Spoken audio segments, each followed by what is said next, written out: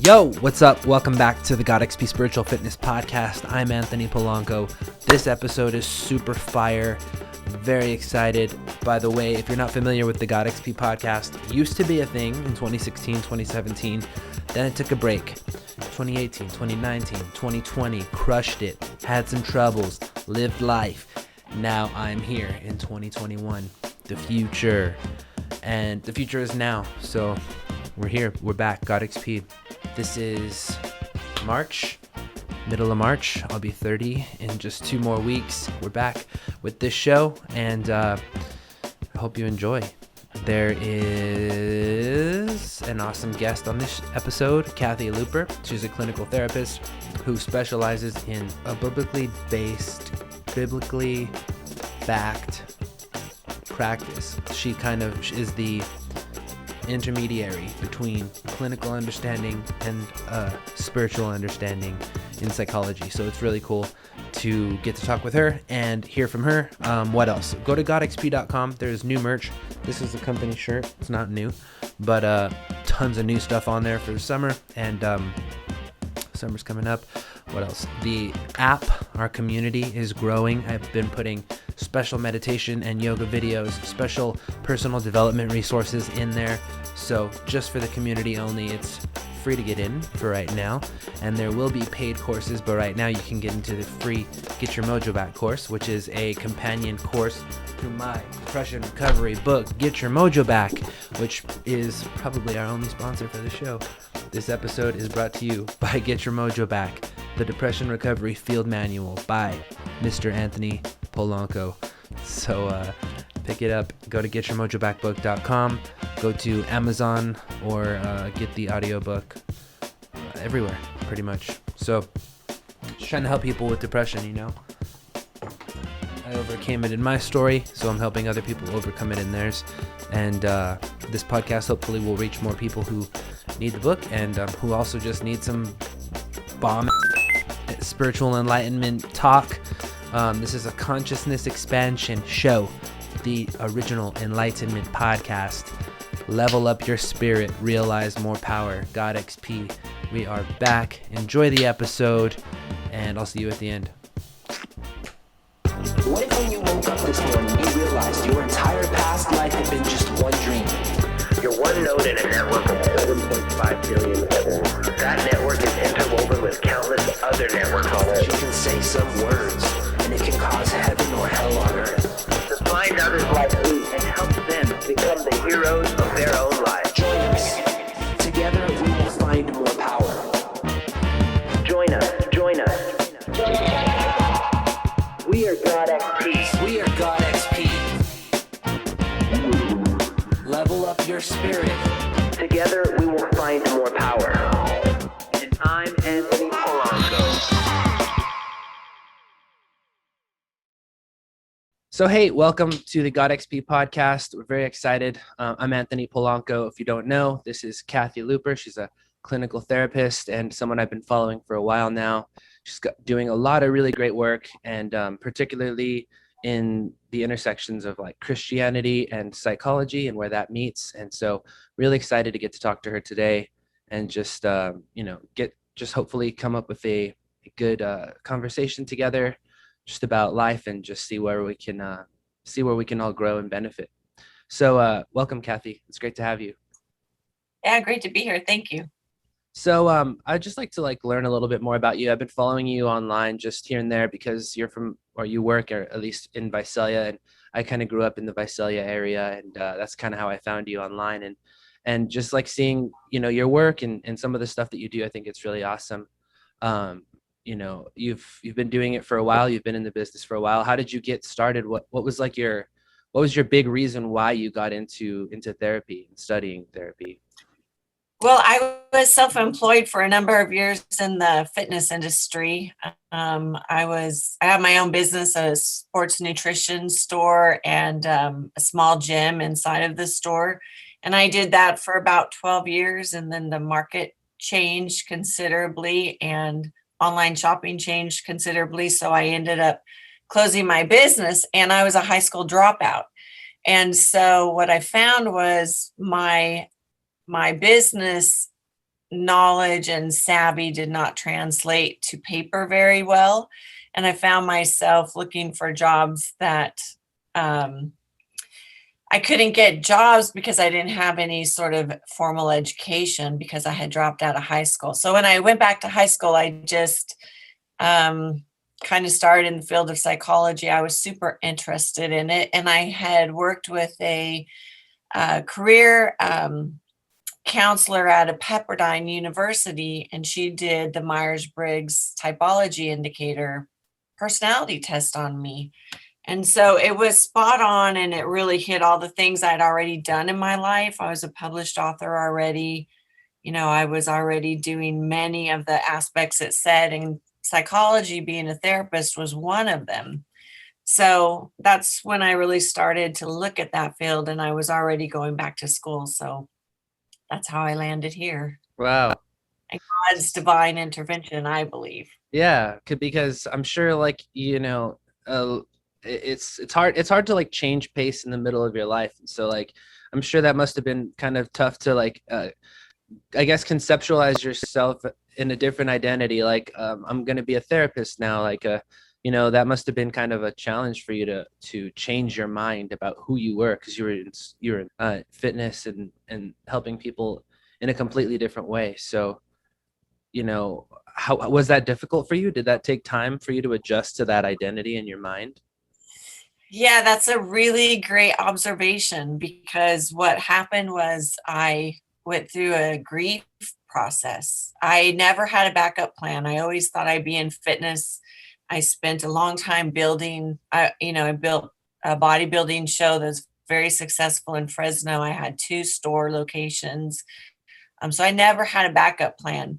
And when I closed my business, although I was a Christian, I had really lost my identity and my self-worth through that process. And what I realized, of course, knowing what I know now, and I look back, I really went through an entire grief cycle. And it took about 4 years because I didn't really know I wanted to be a therapist. I finished my AA degree, and I had to pick a topic, and it was either going to be communication or it's going to be psychology. And the school I was going to didn't have a communication degree, and Fresno State wasn't accepting new students. And so psychology was it. And I was super interested in it, but I was struggling to pick. And so I really didn't get my feet under me until I started doing my practicum hours, which is part of your graduate program. You have to do intern hours. And then I really started, identifying a little bit more with that career path. Wow. So why do you think it took 4 years to kind of, because in my experience, I had like let's say, identity shift in my life. And I would say it took me about 4 or 5 years to finally grasp the fact that I had to change, or that my life had changed, and it was going to leave me behind if I didn't like accept a new identity. And I always will ask myself, like, why did it take so long? Why did it take me 4 years to kind of grasp that change in my life was going to be a permanent thing, and to kind of adopt my new identity? Do you think that that 4 year span, you were actively trying to find that new identity in your life, or do you think that that's just kind of how long it takes someone to shift their mindset, into that new role? Well, it's such an interesting, it's just such an interesting thing that you recognize that, because grief is about loss. And when we lose our identity, it's devastating. I would say when we place our identity in what we do, number one, that's really faulty and it's dangerous, because our identity really is not in what we do, but in who we are. We're made in the image of God, so we're his children, and our values and our character really define who we are, not our job title. But so many of us don't know that, right? We have to learn that by experience. And so my identity was fitness. I was very steeped in that world, in that industry. I traveled for it. I was in magazines for it. And so because I didn't have a good grip on my own identity, it was limited, I should say. So I went through a loss. I lost who I thought that I was. Mm. And so the grief cycle, is about loss, and it's about what comes next after loss. There's 3 parts to it, and I don't know if I can remember off the top of my head, but it's about lost, about longing. Once we lose it, then we long for it. And then the third is about feeling lost. When we feel lost, it's because we don't have a new place to go. So the time was that I had not found my new place to go. I was in transition in my school. So I think that's part of why it takes so much time. There's grief involved. And so it has to run its course. Mm-hmm. And we do know that about the grief cycle. It has to run its course, and everyone is very different how they process grief. Yeah. Wow, that makes a lot of sense, and even thinking about my own experience, reflecting back, like it's like you're losing a part of yourself. It's a Right. part of your construct in your mind of who you are that you have to say goodbye to, and a lot of memories, and it's like breakup, with a breakup of your old self, basically. Yeah, and I think that when we're in it, that's how we feel. But now coming through it, I never really lost that part of me. I'm still there. I still have all the same knowledge that I had. I am just doing different, right? And I bet if you looked at your life, you're still very much have parts of that other place, but you're doing something different. And so there's a scripture in the Bible that says, as a man thinketh in his heart, so is he. And so when we look at what we do, it's about behaviors, right? And so though your thoughts have changed and you're a new person in your new identity now, same as me, I'm doing something completely different. I never lost those other places. My behaviors changed and I became something different because my behaviors changed. I see. Does that make sense? Yeah. My actions. So yeah, that's really cool. That's really good to hear. Like, from your perspective, being someone who, took an active interest in psychology, and then kind of, it's a part of your path of self-discovery as well. You coming into your role and then learning more about your past and yourself based on that experience. I know you're able to help so many other people, but it must have been so relieving for you also to come into this new place in your life that kind of helped you gain clinical understanding, kind of like of your struggles in the past and your experience. Oh yeah, because I had language for it now. Yeah. We all go through so much, but we don't always have the language. And that's when you said at the beginning, what I do is merging psychology with biblical principles, that intersection. That's how I sort of look at it, is how the language is different, but the principles are the same. And so, yeah, I found new language so that I could help more, because not everyone's going to fall into the Christian-based language or idea system. And so it really is a good vehicle for me. Yeah. And it is. I know with my, with my upbringing in the Christian church, and I was extremely passionate about ministry and helping people. And there's this definite like a language barrier, let's say, between not only Christians, but like the spiritual people and the, let's say, non-spiritual people. They have different ways of expressing and explaining the things that are happening to us. And so, I think not only is it extremely difficult for Christians sometimes to put words to the complexities of their challenges and experiences, and sometimes you can't get all the counseling from someone who has the same Christian philosophies, because their language doesn't kind of you kind of need that clinical explanation or that clinical understanding at a certain point. Right. Absolutely.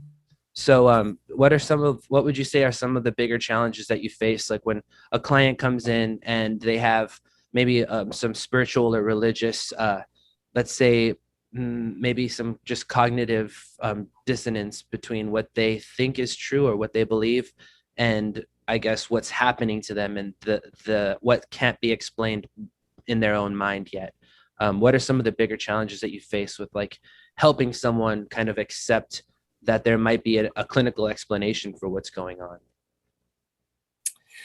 Well, belief systems are very ingrained, and the Bible would call it a stronghold. We hear that a lot in the Bible, the stronghold that really has a grip on someone. In psychology, we would call it a belief system, right? But same thing essentially. And everything flows out of what we believe. So our thoughts and things come into our head as a thought, and then once that thought takes root, it becomes a belief. And I tell clients all the time, we have suicide bombers who are dying on a regular basis because of a belief. That's how powerful a belief is, because a belief moves a person into a feeling, and that feeling moves a person into a behavior or an action or a choice. And so I would say the most challenging thing that I deal with clients is to get them to look at and challenge the beliefs that they hold. Like, a lot of people, one, for example, is I'm not good enough, right? So I always ask, is that a true statement? Clearly, they believe that that's a true statement, but what's the evidence? How do you know that you're not good enough? What are the things that you're looking at that's telling you you're not good enough? And then what else is true about you? So we know that maybe this might be true and it's a negative, but what is true on the positive? What else exists besides just this negative piece? And people don't do that. It's like they focus on the 10 or 20% that's going wrong when there's 80% going right. And I would say that's where free will comes into place, right? Because we get to choose what we're going to believe. But as a fallen society, from Adam, as a fallen humanity, our tendency is to think and believe the worst. And so it can be really challenging to get people to challenge their own beliefs and looking for the truth in that. Yeah. Right? Because I am a high school dropout.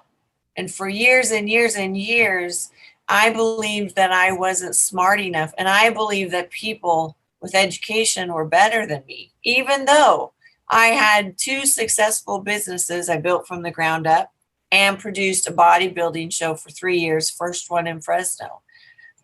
I had lots of evidence to say I was smart, but my only measuring stick was education. So when I went back to school and I got an education, it took that to sort of undo my belief, because I didn't know what I know now, right? I see. Right. But that wasn't altogether true. It was true that I dropped out of high school, but it wasn't true that I wasn't good enough or smart enough, because I had a lot of evidence to say that I was.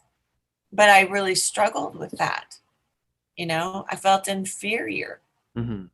And so that's what's really hard, is helping people look for the good within themselves and being able to say, well, yeah, I am kind of good at that, or I do understand that, or yeah, I know how to do that too. They really want to hold on a lot of times to what's wrong instead of what's right.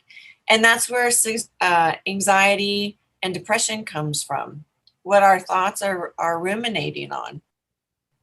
Yeah, that inner voice and just the inner narrative of life. And so some of those things that can be built up from just being a part of, like, I guess maybe even following unconsciously allowing yourself to be programmed with your beliefs your whole life, and then finally having to get a grip on yourself in the middle of probably a whirlwind of chaos and just say, actually, I need to start being self-aware. And that initial confrontation of like self-awareness is probably where they meet you. Like, I need help. And then they find you, and you're like meeting them on day one when they just realize, like, I need self-awareness. Like, I need to reflect on my life, and I need some guidance on how to do that. And so that's when they meet you, basically. Right. And so Yeah. that's an interesting place for you to be, because, you know, people go, they're in their reality of just spending years in chaos, maybe even a lifetime, and up to the brink of the end. Let's say they're on a psychological downhill skid, and then they meet you, and on that day, that's when you have to kind of help them along with these narrative changing reflections. Right. Yeah. And so, like, what are Brene like? Brown. Go ahead. I'm sorry. I was going to say Brene Brown calls it the story I'm telling myself, right? Because we're telling ourselves a story about our relationship, or about ourself, or about our job. We're all telling ourselves a story that we believe. And so we have to look at what that is. Yeah. And I think a lot of times a lot of times we go through life and we experience like I guess a positive net sum of just unconscious behaviors. And so, like, we get a successful career and some bad things happen, and then we get married and some bad things happen. We have kids and some bad things happen.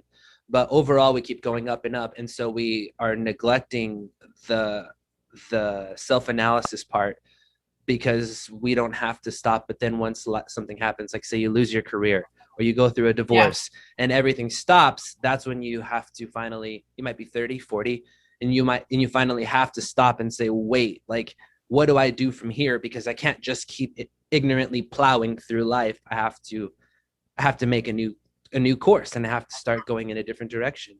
And so You kind of have to live on purpose, right? yeah. And so the purpose, like, we think we have a purpose because life is just presenting itself to us.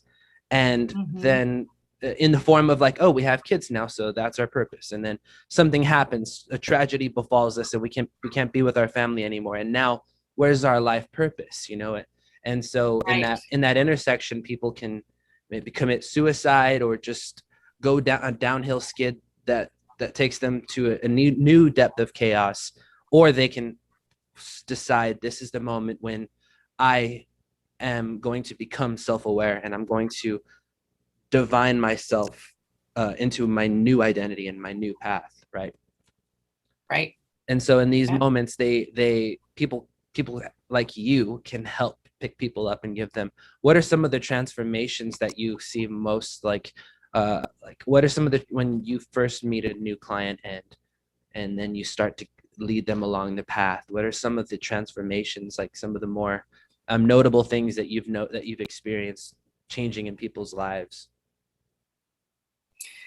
Oh man. I only know if they tell me, right? I can see their wheels of understanding kick off when it's happening. But I watched a man who had a lifetime addiction, who really, after his mom passed away, just went headlong into addiction, traumatic past, difficult upbringing. And I watched him as a divorce took place, and the reality of the addiction became very prevalent because, everyone minimizes their problems when they're not ready to face them. But to see the whole transformation of that happen internally, right? Because again, it's about behaviors is what people usually come in for, without really realizing why they have those behaviors. So to get to see this person change the way they think and begin to understand how the past was connected to all of those ideas and thoughts, and how, nothing was ever healed in the past, because when tragedy strikes or when trauma happens, people bury it. And so to see all of that surface and to be able to unpack everything that was built up in the heart for so many years, and then see his life really, really change in all the right ways besides just the behavior.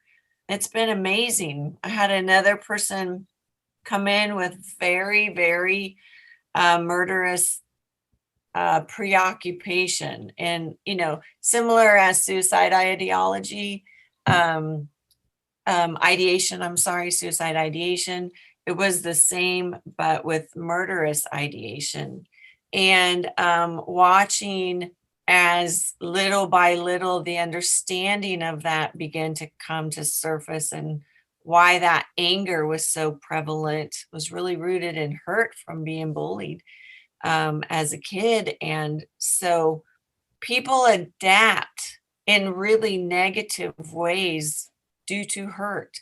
And I've really come to believe that so much of what people struggle with is truly what I would call complicated grief. Because again, it's about loss. So when our best friend sleeps with our boyfriend or husband, right?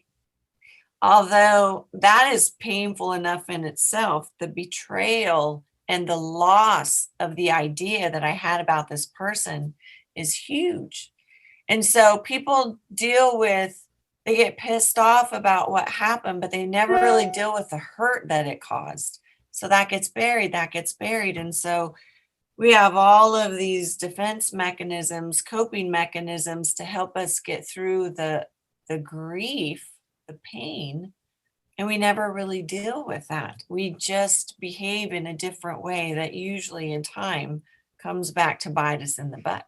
Mm-hmm. So there's been so many people that will stay in the process enough to really understand themselves, and to be able to recognize and pinpoint what brought them to the point where they called for help in the first place. Mm-hmm. Mm-hmm. Yeah, it's amazing how, like even in our childhood, we go through so much and just bury it. And you meet people who are, performing in certain areas that you might even really admire them, and deep in their subconscious, they're dealing with these things that if one thing goes wrong in their life, they might be destitute and completely despondent because of something that, that has been building up for a lifetime. And you never know what someone is really, I guess, let's say you might need to go to a therapist and see someone to deal with every of these major, let's say, traumas that happen to you in your life along the way. Otherwise, you're building up a lifetime of chaos underneath your subconscious mind. And let's say that, when you go through something, that's when you need it the most, because you can't go on without it. But it's like we're all these like ticking time bombs without actually going through our subconscious and consciously bringing those pains to light. And who knows what that's holding us back from the opportunity cost. And that's kind of why I do this show, because it happened to me. I realized, like, wow, for 24 years I was being a certain way, and who knows what I missed out on if I would have just known about myself a little more, and we wait until it's too late, is what I'm trying to say. We wait until we absolutely need it. We're at the end of our rope before we finally get help and start looking into our own subconscious and discovering what our internal holding back is. Yeah. Well, I think that, there's another way to look at that, as well as sometimes we just get to the end of ourselves and we figure out that what we're doing isn't working, and that maybe there's more, right? I think that's where God comes in, is that there's finally a willingness or slowing down the process where you actually can ask for help, because we recognize we can't do it all by ourselves. And it's huge because we become willing at that point to take in new information that we didn't have before, and we can hear it because we need it now. Whereas before, people can't always hear it because what they're doing is working for them. Mm-hmm. Yeah, totally. So, like, I know that for some people it's probably easier than for others to like come in and ask for help, but how, like, I'm sure that for a lot of people, they have this internal struggle of like, should I, how can I, maybe they don't, it doesn't feel like, I guess the only way I can put it is like their ego is keeping them from admitting that they need a change. And that change might be a personality change, which is even harder to admit, so like, how can people negotiate with themselves effectively, like that it's time to change, and that maybe even undertaking a new spiritual journey or a new idea about their spiritual life, how can they do that and incorporate that into, like, let's say, the real world that they live in right now? Incorporate their spirituality or incorporate the changes? I think it could be the idea of change, probably, the idea of either entering a phase of change in your life or accepting that change is okay. Right. Yeah. People really struggle with change. I think pain is a great motivator. And generally, by the time someone walks into my office, they've already sort of accepted the idea that they need help. And that creates the willingness to look at what help that might look like, right?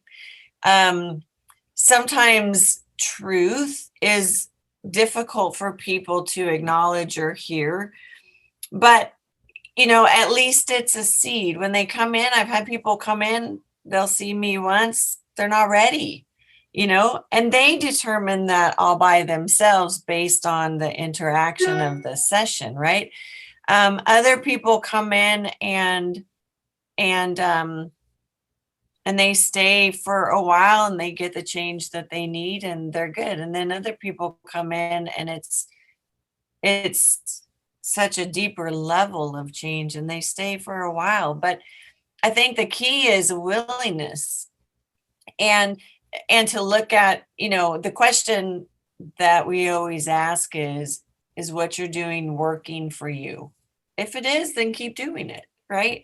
It's part of solution focus. Their theory is do what works and look at what's not working, right? Mm-hmm. Do more of what works, stay away from what's not working. And so that's the question I think if people ask themselves, is what I'm doing working for me? Is it making me happy? Is it bringing me joy? Those kinds of things. Or am I dealing with depression and anxiety and chaos constantly and arguing constantly, right? Which so many people live with on a daily basis. But it really requires people to be honest with themselves. And that's hard because once you know something needs to change, you then become obligated to do it. Otherwise, you have to live with that cognitive dissonance that you said. Mm-hmm. You have to know that something needs to be changed, and then you live with the shame of not being willing to do it. Yeah. It's constant battle. Yeah, totally. It's like a struggle of the ego that constantly tries to affirm our place in our identity, our place in society. And so to go against the very thing that you think makes you is the greatest challenge probably that we all face, Yeah, until the ego turns on you and then it shames you. Yeah, right. And then, there's definitely a certain place where, like you said, as soon as you admit that you have a problem, you admit it to yourself, that problem becomes an existential dilemma that you have to solve. You have to resolve it soon because it'll be on your mind forever. It becomes your existential problem, Yes. So you're right. So some people have the challenges like of facing things that can't be explained, some things that can't be explained to you because you don't know what you don't know. But then there's also the things that are difficult to explain, because, like, let's say you're having a spiritual experience in life, and you think that, let's say that there are things that can't be explained clinically. So that middle ground of, like, how do you help people explain things clinically that relate to their spiritual experience or their spiritual journey? It depends on what it is. Because the spiritual journey or the spiritual life or the supernatural life is this invisible realm, right? God is a spirit. And the Bible says they that worship him must worship him in spirit and in truth. So spirit is something we can't touch and we can't see, we can feel. And so, that step of people being able to trust themselves enough to have faith is also difficult, because there's so many personality types that want proof. And the spirit realm where God lives, we can feel it. And in my opinion, there's tons of proof for it, but it requires a person to believe, right? Mm-hmm. Because God speaks to us in the still small voice. Lots of people can say, oh, something just told me not to do this, right? Well, that was God. But they have a hard time to say, God spoke to me and told me not to do this, because that means something different. But a lot of people are having experiences on a regular basis, even in the demonic realm, also spirit. People are afraid of the dark, right? They have night terrors. They see things in their room at night. They feel something's there. So many people have those experiences, but it's really difficult for them to admit that it's a spiritual situation. And so, again, it's about challenging beliefs and trying to get them to identify where those beliefs come from. How did they come to believe the things that they believe, especially if they don't believe, right? Mm-hmm. Where did they decide not to believe? So I work a lot with people's thoughts and belief systems in order for them to be able to self-identify and to check whether or not what they believe is actually true or false or partially true. Yeah. Does that make sense? Mm-hmm. Yeah, that makes sense.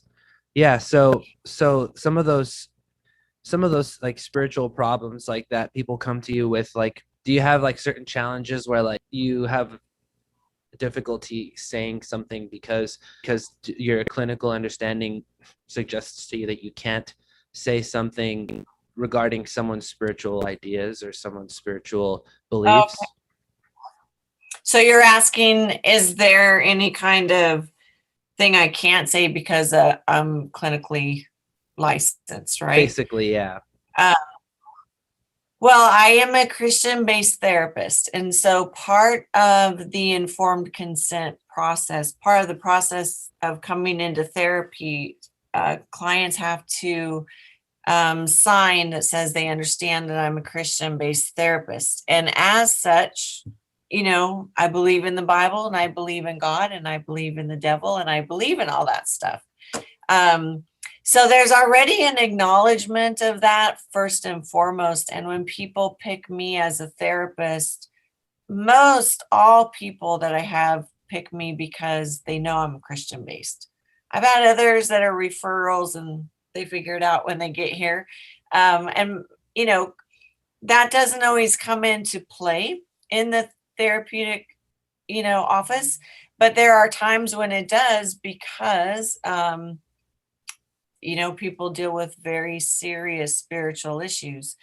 But I am certified in Brene Brown's work, The Daring Way, and part of her philosophy is always about authenticity. showing up and being seen and being able to speak and live your truth, right? And so one thing that she does as a clinician, and what's made her so well, many things made her popular, but she shows up and she shares her stories with people. And so that framework really allows me to show up as a clinician and be transparent and the same, share stories, right? Not that I share my story all the time, but there are things that can be relevant to conversation that helps people. And so when clients come, they either really like me or I won't be a good fit, because I am very transparent, and I do sort of help them understand what might be going on with them, so that they can look at that and decide for themselves if that's the truth. But I mean, when I was doing my internship, this is one of the reasons that I practice the way that I practice. When I was doing my internships, I worked in a female felony parole setting. And so I worked with female felony paroles exiting prison and transitioning into life. And without fail, 100% of the girls that I worked with, every one of them in the very first session brought up God. They did, not me. And their beliefs and their thoughts, and how maybe they felt God failed them because, their dad was raping them, or just crazy, horrific stories. And all of them brought up God. And I walked away from that experience knowing that God is either going to be a source of faith that allows people to hope, or he's going to be a negative source for people to blame. But either way, it's so important, because again, it's a belief system. And in the best case scenario, sometimes when life falls apart, we don't have anything to hope or look forward to except for God. And in the opposite, when life falls apart, if someone has a negative idea about faith or about God being a good God, they fall into hopelessness. And the end result of that can many times be suicide. So for me, dealing with that when people bring it up or when it relates to their life is really critical, in my opinion, to the well-being of the client, because that belief is going to have an outcome, either a negative or a positive. So I talk about it. Yeah, that's amazing. That's really fascinating to hear that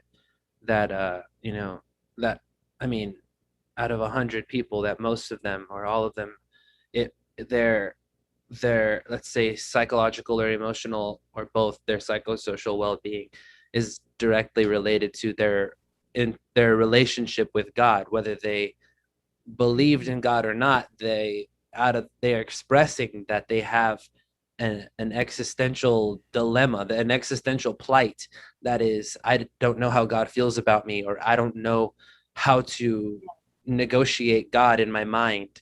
And I mean, that same thing happened with my experience. I grew up a Christian missionary as a child, and then leading up to, I was about 19, and I was in this horrific car crash leading up to a ministry trip.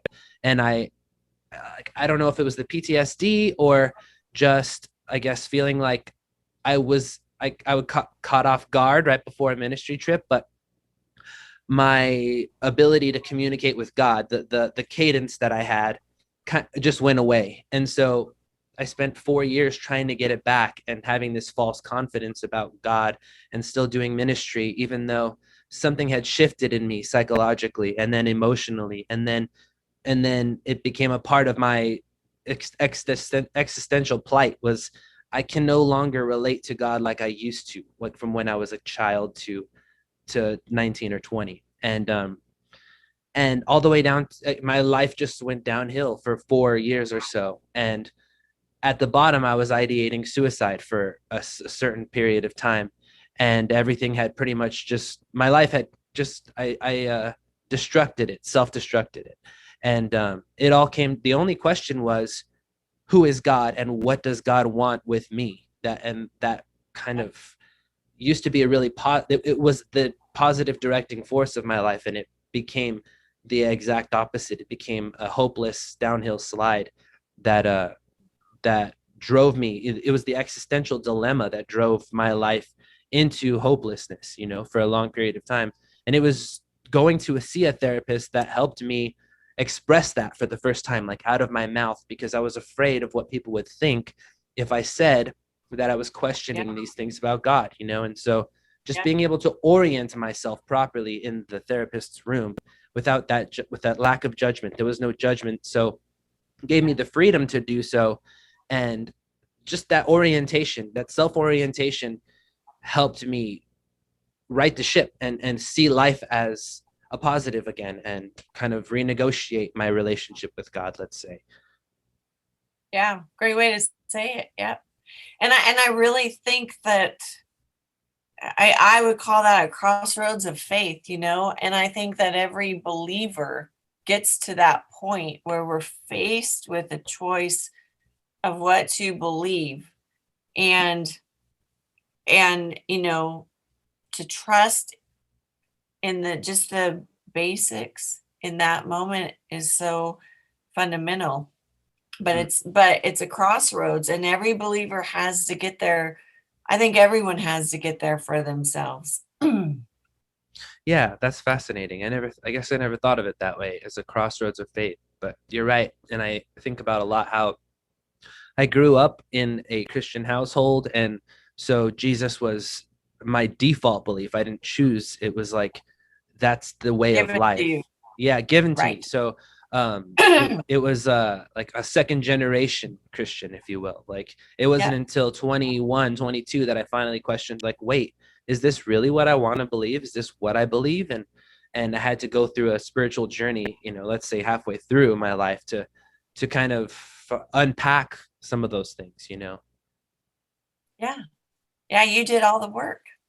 Yeah, and so I think some people who deal with these dilemmas, I mean, the hardest thing to admit is that you've been wrong about God, or that you have probably one of the hardest things to do is ask those existential questions. And so the pain that we find in and around those questions, is what we face and called certain, let's say, turns into certain mental illness or certain things that affect our lives for longer periods of time. Yeah, because I've had people that come in and have come in that are very religious, myself included. I was raised very, very religious and very legalistic, and it was one of the reasons that I sort of went away from my own upbringing belief systems, right? And I had to get to that place myself. I always loved God. I always knew God. I always loved him, but I wasn't living the way I was taught. And so I had to get to that same place too, where I had to find him for myself. I had to know what the Bible said for myself. I couldn't just, because what I was given didn't work for me. It worked on lots of levels, but there were some levels that it didn't. And I had to get there. But I've had so many people come in with very traditional upbringings and very religious, I would call it, and they really struggle questioning their own thoughts and ideas because they're afraid to be mad at God. They're afraid to ask him questions. They're afraid to say, hey, how come you didn't answer this prayer? Hey, where were you when? Right? And so there's so much blame going on towards God that, number one, I think we're meant to ask him those questions, because if my husband upset me, I certainly would ask him. Right? And the model is about relationship. So I think we're meant to ask him those questions so that he could answer. But the other thing I think that happens is everyone seems to forget there's an adversary. Everyone seems to blame God for the evil in the world, and nobody seems to really blame the devil. Mm-hmm. And that's his role.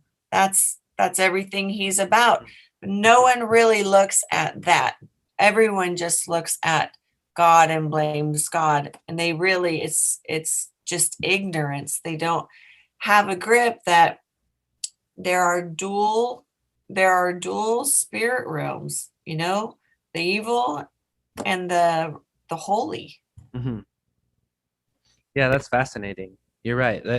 That's that there's that certain thing, that taboo about questioning God, and those, it's like I said about my own experience. I mean, I grew up in ministry my whole life, and I still was so afraid to ask why and ask God. I felt sacrilegious about praying and saying, God, like, if you won't answer me, then I'll have to go get answers myself, and start shaping up my own life. And it was like taboo for me to think and to express out loud. And then when I finally went to a therapist and said, like, hey, I think God has abandoned me. I think God has, my idea of God has been wrong all along. Just saying these things out loud in a room where I didn't feel judged gave me freedom. It gave me the ability to finally get over those questions that you might be asking, like, hey, has my spouse been cheating on me? Has my let's say, is my boss considering firing me? Or any of these things that hold you, that you hold in your mind, that you're afraid to ask. Like, until you finally ask, you're never going to get the relief. And even if it is true, you won't be able to move on from that situation until you finally bring that darkness to light, whatever it is. Right. And so if you could, like, what is your, why is it so important to you to be the one that helps people in this way? Why do you do it? Why do you do what you do? Why is it important to you? Well, because I feel called to this for sure. And I feel that so many people are just really struggling. And if we don't speak the truth, if we don't show up and help give people another side of the coin, they're going to spiral, and they're going to believe only what they have. My passion really in therapy is to address these sorts of dilemmas that we just spoke about. I have two parts that I just launched in my practice. One is spiritual experiences, positive and negative supernatural experiences, because I've seen that what happened is that I'd have clients show up in my office and they would tell me stuff that was going on with them. And, psychology would call it a delusion or psychosis or psychic break. But I know, because of my own life and my own experiences, and my own understanding about spirit realm, I knew that people were really dealing with spiritual issues, like spiritual warfare issues, tormenting spirits, all kinds of stuff. So because it was showing up so often, in the vast majority range of people, anywhere from a 6-year-old girl, to grown adults. So it really I started kind of pinpointing a little bit more where I wanted to go with that. And then the whole issue, a different part, is the religious and spiritual abuse or trauma for people that grow up in church and are outcast because they don't look a certain way, or because they live with their boyfriend, or because someone told them they're going to go to hell, or or they've been sexually abused, or someone's had powerful manipulation towards them. So there's so much that happens in this field of church and religion and God that I feel a ton of people are really struggling with. And I want to be a place where they can come and sort of unpack that Mm-hmm. and be able to give them, like I said, the other side of the fence. Mm-hmm. There's two sides. And they, like you said a minute ago, and I say this all the time, we don't know what we don't know until we know, right? And so I want to help people get to a different place so they can make informed decisions for themselves based on both sides, right? We're not just, the world is not just made of introverts. We're introverts and we're extroverts. There's day, there's night, there's good, there's evil, there's love, there's hate. There's always two sides. But so many people only see one side. And so I really try to bring out the other side. And then when they have more information, they can choose for themselves what they want to believe. Mm-hmm. That's really cool. It's really cool to hear you say. It's really cool to hear you say kind of just like how you came to helping others, and just like, I'm sure even in your last business, your business before therapy, that you were, you felt a strong calling to helping others and helping them with their fitness, and then also helping give a platform for people in fitness, and that's purpose. And then you came to this kind of new place where you have this spiritual, let's say a more spiritual purpose. Your spiritual purpose is helping others with their spiritual life. And so that must be, how much more at home do you feel doing this, where you're helping people along with their spiritual journey, and the significance of that for you in your life? I feel incredibly, incredibly honored to be able to speak into someone's life and hopefully help them change for the best. I got into fitness because I wanted to live a different way. I wanted to understand how to work out. I wanted to create the body I wanted. Because again, I came from being a high school dropout. And so I felt like I wore dresses and no makeup and couldn't cut my hair and never got to fit in high school. So I had this image that I was always the ugly duckling. And I grew up feeling totally, I couldn't see myself in any positive light because of those two things. I felt ugly and I felt stupid because of that. Fitness really allowed me to change everything about how I looked and how I felt being as a business owner. And what I walked away from with that is that we do have the power to change. I was able, because I chose, I was able to recreate myself and redefine myself, in a way, from being the ugly duckling to being able to become a fitness model in magazines.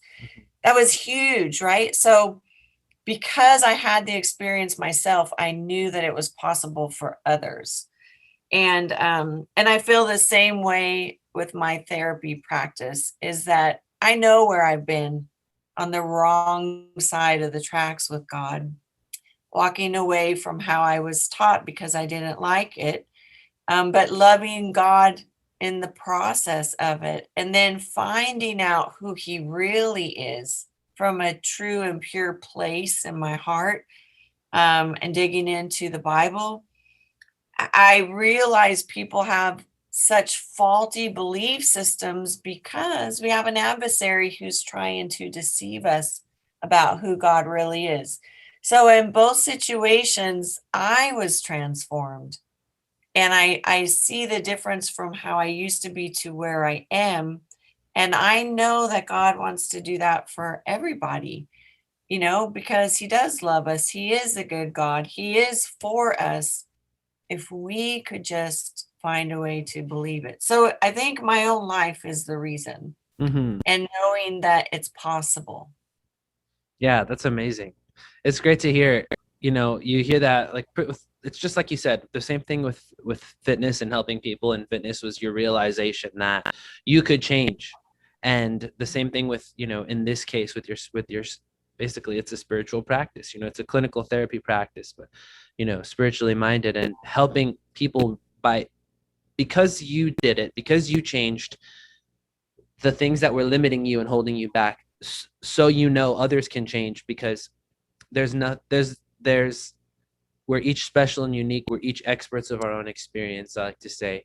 And so, but there's nothing different about you and someone else changing. The fact that I did it means others can do it. The fact that you did it means others can do it. And that's why I do the show. That's why I have, the meditation stuff online. And the reason I wrote a depression recovery book, because I didn't need any special accreditations to tell myself that, hey, you made it through 5 years from having depression, and then getting help and fixing your life up and changing, your identity, and you can help others do it too. So that was all the motivation I needed. And the same thing with you. You changed your life, and you saw that other people can do the same, and that your life would be worthwhile if you spent it helping others find that in themselves. Yeah, because what I considered my weaknesses, right? God really considered them my strengths. Because those weaknesses, being a high school dropout and the ugly duckling, have totally been transformed into a strength. Because now I have a different story to tell.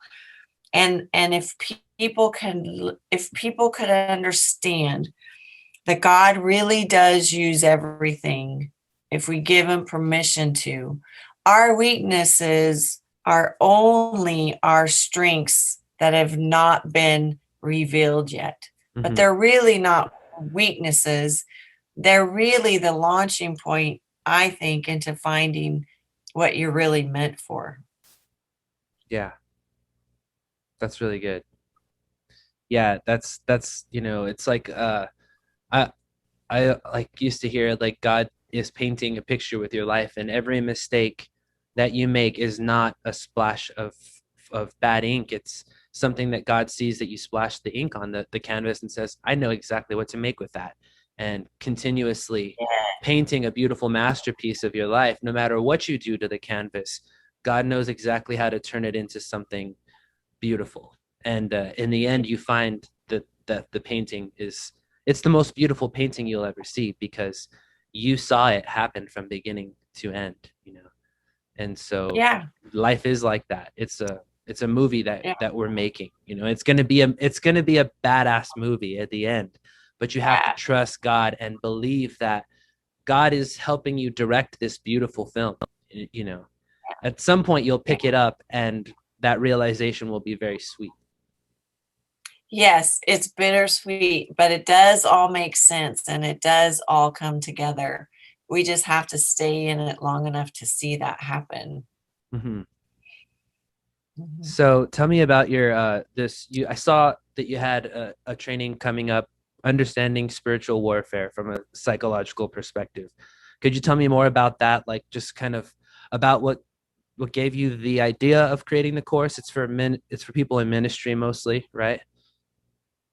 Well, it could be for anybody, but I was starting it for people in ministry because I want to correlate the language, right? Because, like I said a minute ago, the Bible would call it a stronghold, a belief system, and psychology would call it a belief system, right? And there's so many of those things where I can give scriptural reference to things that I talk about in psychology. For example, intrusive thoughts.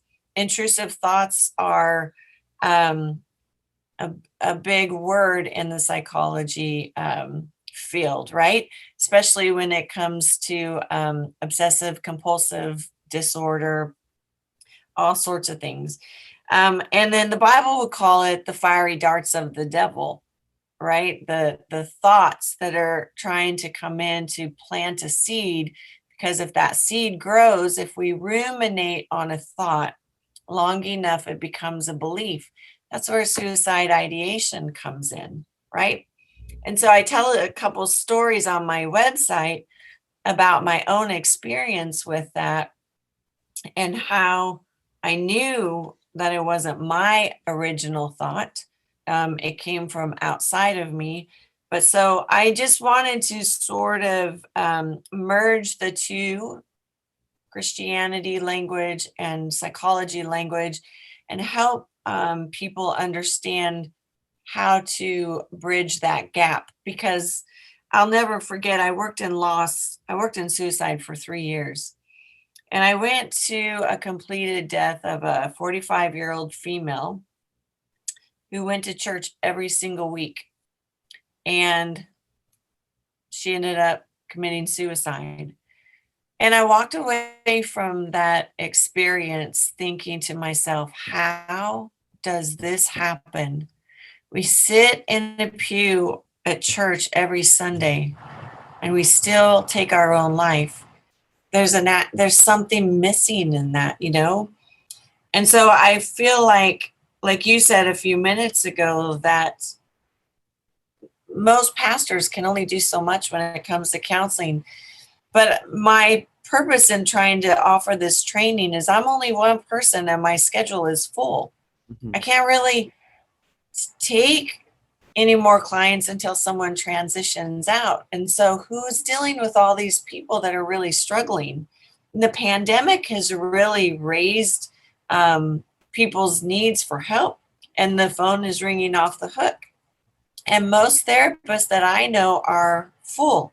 So I'm trying to get information in the hands of people who would also be seeing people to help them and maybe have some new language or understanding. That's really good. That's something that I can totally concur, that like there's that certain level of understanding, psychological understanding that would so help the Christian church, and in as a whole, just having that, being able to provide that understanding. I think it's like we kind of talked about a few days ago, about just like how a lot of it's just written off as like psychoses or just delusion even, and that doesn't, that's not constructive for someone to think like, if I say what I think, then people are going to call it psychosis or delusion, and that's it's not the answer to the question, the existential questions or the spiritual questions, Yeah, and it's not always accurate. And there's a whole field of study about spiritual experiences that do not fall into the category of psychotic break, psychosis, or delusion or hallucination. And so that's really been my journey, is to really, deal with that so it doesn't get diagnosed in the wrong way. Mm-hmm. And kind of be that bridge and provide that. So that's really great. I'm really glad you're doing that. Thanks. Thank you.